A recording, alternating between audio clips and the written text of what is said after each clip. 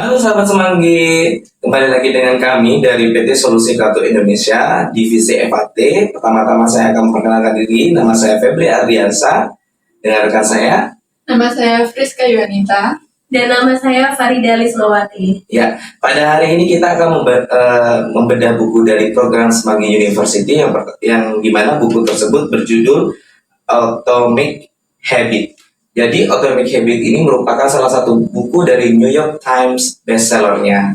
Jadi dari buku ini kita akan membahas masalah bab 6. Nah, bab 6 ini kita akan menceritakan masalah temanya adalah motivasi dinilai terlalu tinggi, lingkungan seringkali lebih penting, seperti itu. Nah, yang kita bahas ini adalah mengenai motivasi yang seperti itu, dan lingkungan seringkali lebih penting. Nah, ini yang menjadi sangat kita herankan itu di bagian apa ya kalau bisa ya. Mungkin dari Mbak Friska bisa menerjemahkan dari tema ini terlebih dahulu ya. Ini membahas bagaimana merancang lingkungan untuk sukses. Nah, sejalan dengan waktu, perubahan-perubahan kecil akan berubah menjadi perubahan-perubahan yang lebih besar dalam perilaku. Oke, baik. Berarti kita dari buku ini membahas masalah tentang perubahan kecil ya. Jadi dari hal kecil bisa menjadi suatu hal yang sangat luar biasa besarnya kan gitu. Jadi sangat penting sekali kita untuk membaca dari tema pada bab 6 ini pada saat ini ya. Bagaimana kalau untuk menurut Mbak Farida sendiri?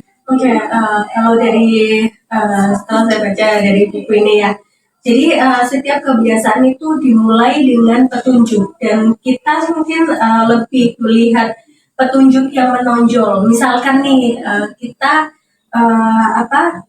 jika kita tidak ingin melupakan minum obat, itu sebaiknya kita menaruh botol obatnya itu di tempat yang mudah terlihat oleh kita gitu. Atau misalkan di tempat makan gitu ya, setelah makan kita kita harus minum obat nih gitu. Nah itu misalkan itu.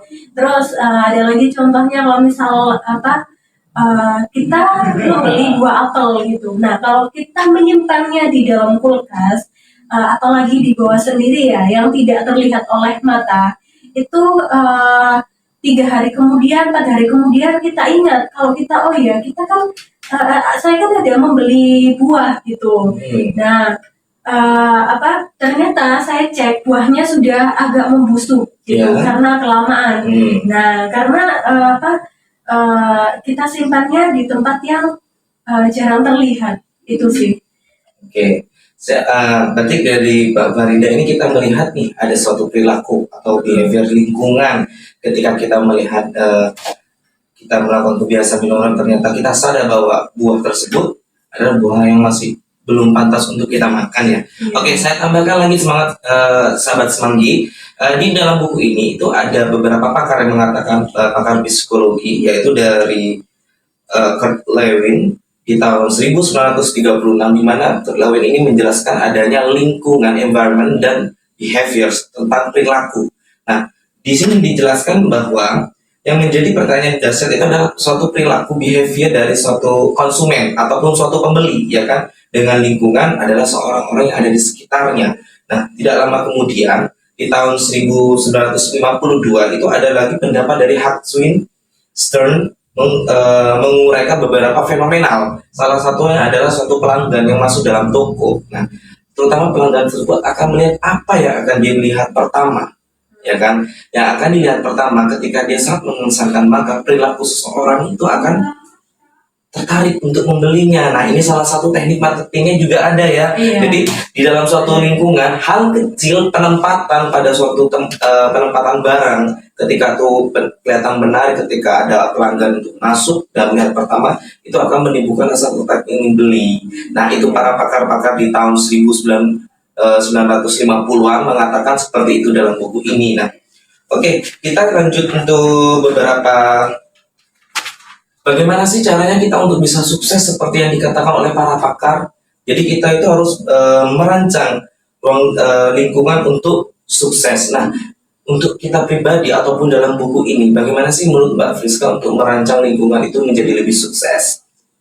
Kalau menurut saya, menjadikan petunjuk-petunjuk untuk kebiasaan-kebiasaan yang lebih Anda sukai menjadi lebih nyata.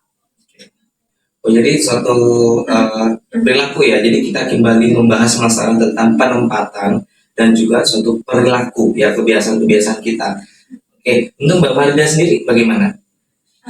Kalau saya tuh ini ya, kita harus membiasakan diri, kita harus mengikuti petunjuk-petunjuk yang memudahkan kita dalam melakukan aktivitas sehari-hari gitu. Jadi kita harus menciptakan lingkungan kita agar kita bisa lebih mendorong produktivitas kegiatan sehari-hari kita, lalu rutinitas yang rapi, terstruktur akan memudahkan kita dalam mencapai tujuan yang kita harapkan. Gitu sih, Pak. Oke, berarti suatu perencanaannya struktur ya, kan Iya. seperti itu. Nah, oke, dalam buku ini juga mengatakan ketika saya tarik perkataan dari para pakar psikologi itu akan menimbulkan suatu bagaimana secara kita untuk merancang lingkungan kita itu sukses ataupun nyaman buat kita. Yang pertama itu ketika kita meminum obat, misalkan nih kebiasaan kita, nah kembali lagi kita kepada lingkungan dan kebiasaan adalah behaviors kita. Ketika kita terbiasa meminum obat di dapur dan obat itu berada di tempatnya, kita akan tahu terlebih dahulu di mana tempat kita kebiasaan untuk minum obat. Dan hal itu kita lakukan setiap hari.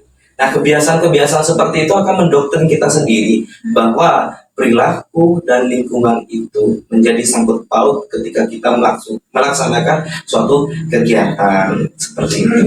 Kita sangat menarik sekali ya untuk bab 6 ini, meskipun sangat ringkas sekali, tapi ini memberikan contoh terhadap kita bagaimana lingkungan dan behaviors kita, dari perilaku kita, kebiasaan kita. Nah, kita bisa juga nih terapkan dalam dunia kerja kita, ya kan? Contohnya seperti bolpen ditaruh pada tempatnya, sehingga ketika memang membutuhkan ballpoint, kita sudah tahu di mana letaknya, kan seperti itu untuk rancangan kita dalam bekerja. Jadi kita planning nih, kata Mbak Farida kan tadi kan penempatan secara struktur. Jadi kita ketika ingin bekerja, kita sudah memplanning apa saja yang akan kita kerjakan pada hari ini, kan seperti itu ya. Jadi ringkasan pada bab ini itu adalah sejalannya dengan waktu, perubahan-perubahan kecil dalam konteks yang mengantar kepada perubahan-perubahan yang besar dalam berperilaku. Nah, garis besarnya di situ. Nah, baik, terima kasih untuk sahabat Semanggi.